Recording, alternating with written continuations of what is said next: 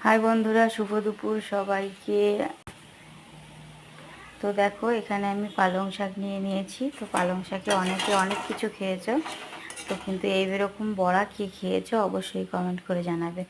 তো দেখো, পালং শাকগুলো না আমার ছেলের কিন্তু খুব পছন্দের একটা।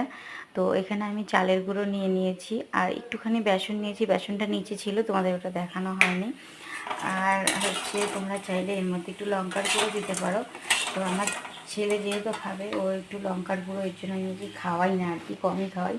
তো দেখো, এর জন্য এখানে কালো জিরা দিয়ে দিয়েছি, হালকা একটু বেসন আর চালের গুঁড়ো দিয়ে অল্প একটু তেল দিয়ে দেখো সুন্দর করে পালং শাকগুলো এত সুন্দর করে নিচ্ছি।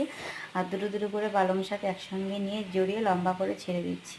এরকমভাবে পালং শাকের বড়া গেলে কিন্তু খেতে বেশ লাগে। আর যদি সাথে ডাল ভাত হয়, তার সাথেও জাস্ট জমে যাবে। আর সন্ধ্যেবেলায় যদি চাও যে এটা এমনি এমনি খাবে, তবুও খেতে পারবে। এই বড়াটা কিন্তু খেতে বেশ লাগে।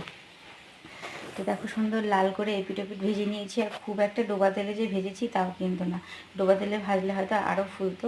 তো এর জন্য কম তেল দিয়েছি। তো দেখো কি সুন্দর মচমচে হয়েছে, একদম নাড়চাড়া করছি। তো এটা ভেঙে দেখাচ্ছি, দাঁড়াও। দেখবে ভেতরটা কি সুন্দর হয়েছে, শাকটাও একদম খুব সুন্দর।